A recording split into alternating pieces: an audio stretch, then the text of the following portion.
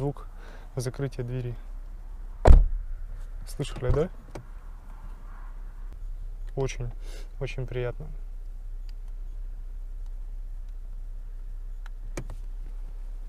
Давайте покажу вам еще раз салон. Кайф. Ну что ж, ладно, перейдем к следующему автомобилю.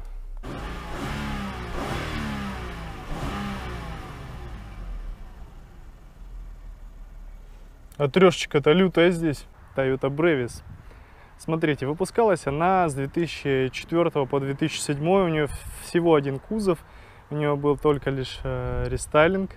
Она сделана на базе, ну, примерно, да, конкуренты этой машины. Это Toyota Progress, Toyota Windom, такие вот автомобили.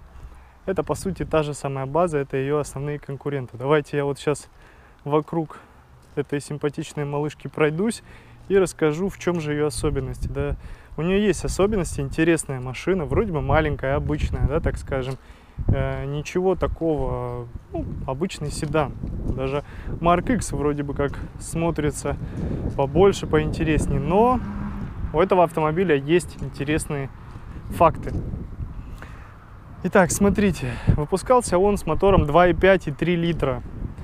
И есть у него, ну вообще даже для начала подумать, вроде бы маленькая машинка, у нее 3-литровый мотор, ну куда так с другой стороны? Ну, видимо, они решили просто, помимо того, что сделать классный салон, кучей классных функций, достаточно комфортный, так они решили еще и снабдить ее мощным мотором. Итак, давайте заглянем, посмотрим, что же здесь есть такого интересного. Ну, смотрите, даже начать с памяти сидений. То есть память сидений, обратите внимание, есть настройка, электронастройка регулировки педального узла. Сейчас я вам покажу, как это выглядит. Мы вставляем ключик. Давайте заводить не будем, я думаю, он так должен работать. И да, вот, пожалуйста, я нажимаю на кнопку и смотрите на педали. Ну, это очень круто. Такого я не видел ни у Celsior, ни у Mark X, ни у Crown, ни у кого. А в этой машине они решили это сделать. Это очень круто. Да, память сидений также, естественно, да, то есть две памяти. Сиденье регулируется как вперед, так назад. Спинка наклоняется вперед-назад. И нижняя часть у нас, это у нас регулировка поддержки спины. То есть вот средняя часть, она уходит внутрь, и она, если нужно, ваш позвоночник толкает вперед. Очень круто сделано. Ручник, как всегда, у нас ножной. Здесь у нас открытие багажника, ну и, соответственно, бензобак. Давайте присядем. Ну, здесь вроде бы как просто, но это все-таки... Это маленький бизнес-класс, я бы так назвал эту машину. Давайте заведем и послушаем. Так она завелась. Такое чувство, что я крузак завел. Такой звук у него прям интересный. Классно звучит, да? Естественно же, электрорегулировка руля положения в двух положениях. Вверх, вниз, вперед, назад. То есть, пожалуйста. Руль в точности как у Альфарда. Точно такой же руль, да, у нас у Альфарда. Обратите внимание, передняя камера. У этой машины есть передняя камера.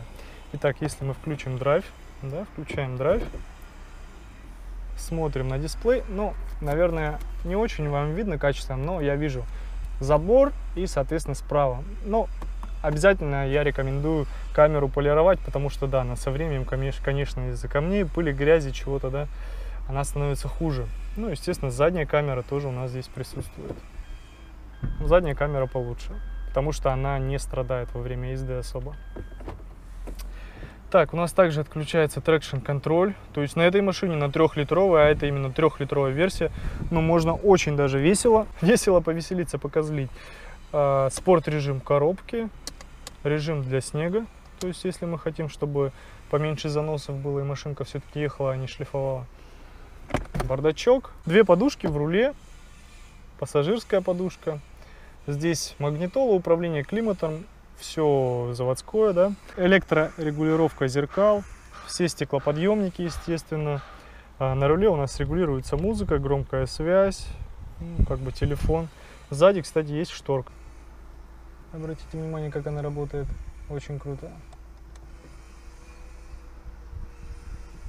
Подсветка салона. Спереди, сзади. Все, в принципе, просто для очков. То есть здесь вроде бы все достаточно строго. Ничего лишнего, но в то же время здесь много-много интересных каких-то таких фишечек, которые уровня Excelsior или Crown или подобных автомобилей.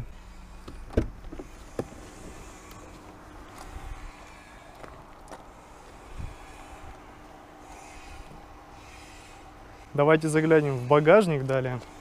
Посмотрим, что он из себя представляет у данного автомобиля.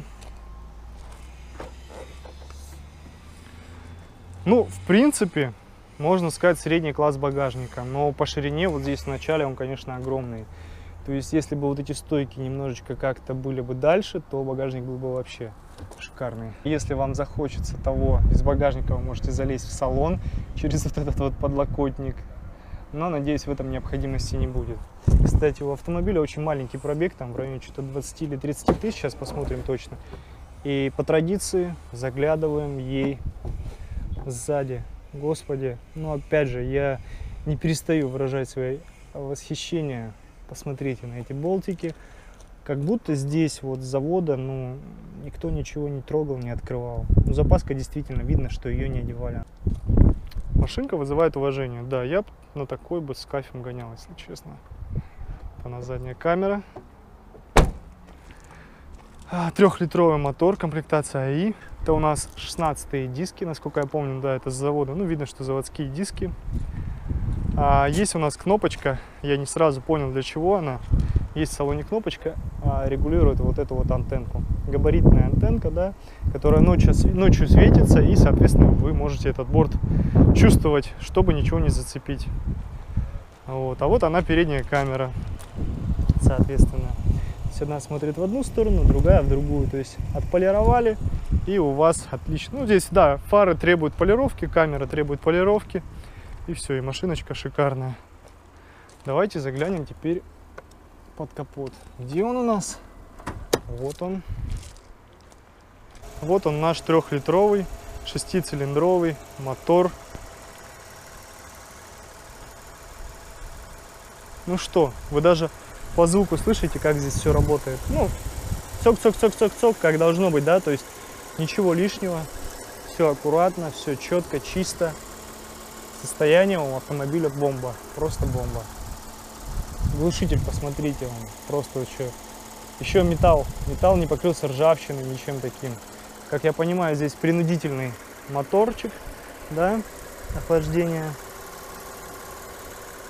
Ну, все шикарно.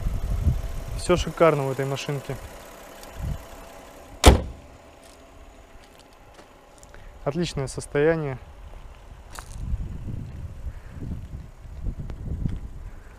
Мы забыли залезть сзади, показать, как у нас будут себя чувствовать пассажиры. Ну вот смотрите, это расстояние, когда я просто в самый край отодвинул переднее сиденье, но, честно говоря, мне было далеко до руля, то есть я бы немножко подвинулся вперед, это чересчур. Ну, в принципе, я думаю, что сесть я смогу, да, без проблем сел, да, коленки немножечко касаются, но не критично. То есть, если большой дядька сядет спереди, то мне сзади будет хватать места, также я открою подлокотник и буду себя вполне комфортно чувствовать в этом диванчике.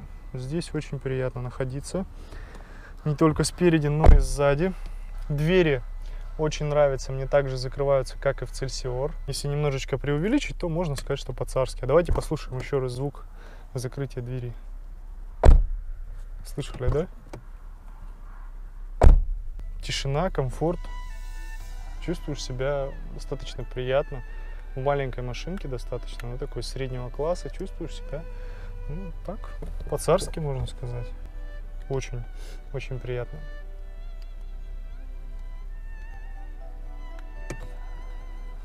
Давайте покажу вам еще раз салон.